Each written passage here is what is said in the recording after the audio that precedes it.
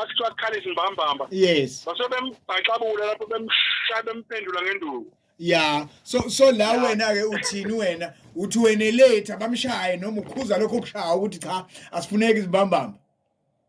hayi izimbambamba asifuneki nayo umntana mangathi mayifika endlini ngokuthi mhlambe uzibona ngathi unamandla bese kufuneka ashaya indoda angayishaya indoda ayishawe indoda ayishawa nomfazi akashawa kushuda kushawanwa nje straight akashaywana nje indaba esimbambamba nje mayengasebenzi emntwini alright ngiyabonga kakhulu umdala kule ngosi umdala kule mboni umdala kuloluhla lomculo la sithi khona umbhaqanga awutshelizwe lonke kanti nina sinibona nini ngoba abantu balambile babuya bezokhalela abasakazi bethi hawu ake nenzeni phela nokumcinjana nje la soke sithi siye eCarlsfontein siyobuka zitutulana kwenzakalani la emculweni wethu ombhaqanga nishonaphi kanti ngoba nibala iminyaka nikhona kodwa neyodwa nje event enyakeni ukuthiwa kuhlangene khona ezomgcobanyana hey okwamanje mina into engiyibonayo nalelo shedding inesandla abona kunzima ukwenza imicimbi utwenza umcimbi vele khamba ugesi kube inkinga abantu begcwele ihholo ama shedding phela anesandla kuleyo nto efana naleyo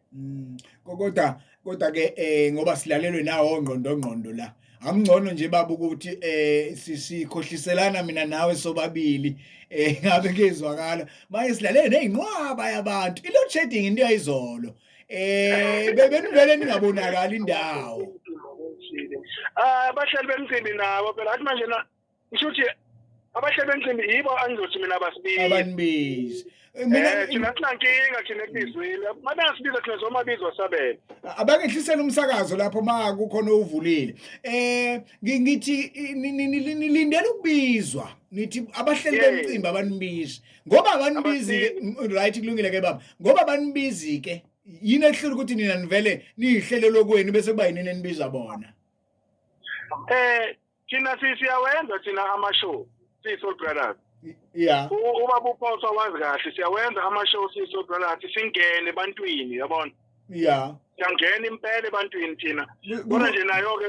uyayophazamisa lapho nalapho mhlambe noxhaso phela lifuneke kwezinye izinto kusho ukuthi asivuma ukuthi ningene egoli ngoba la KwaZulu Natal inqabile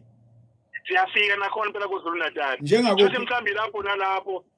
ngathi mhlawumbe siyafika kodwa nje kompangeni weScott Mnambithi siyafika impela nigcine kuphi nje